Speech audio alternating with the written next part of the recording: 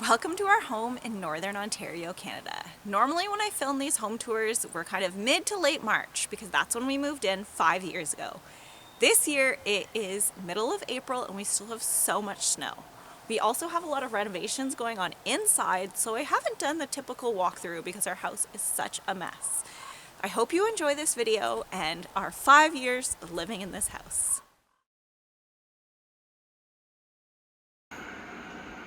While I would like to say that my house cleans itself automatically and always looks great, living with 3 young kids means that it's often messy, and it looks more like this than any of the other styled photos. Our dining room is often the middle of the project zone for both me and the kids, and the husband's always complaining that there's no place to eat.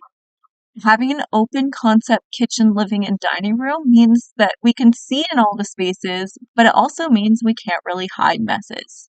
Even though I like my kitchen countertops cleared, it doesn't always happen. People who live here are always putting things on top of them. Moving down our rainbow hallway, we get our 3 bedrooms and bathroom. While the bathroom is a great rainbow space too, and was bright and white and fresh when we did it, we've had a lot of recent issues with the paint in the tub peeling and yellowing over time. It actually started yellowing pretty soon after we painted it, and this is probably going to be our next project. Our newest updated bedroom was for our oldest, and this is generally how he kept it. Luckily, we've swapped over our middle child, and so far it's clean. In the shared bedroom, right now we have both boys. And even though this is what it looked like when it cleaned, like I mentioned, our oldest son moved in there and now the floor is more of a mess.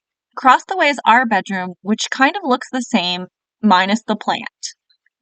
And now we move into our basement, which is definitely the messiest zone.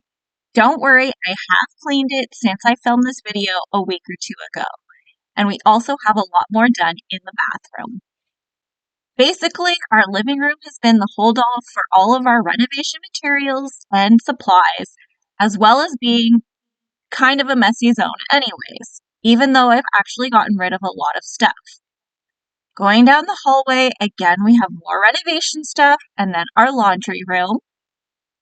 My husband's workout room is at the end and kind of looks the same no matter what time of year it is. Finally, down here, we have our guest bedroom, which I've tried to keep the door closed to minimize all of the dust.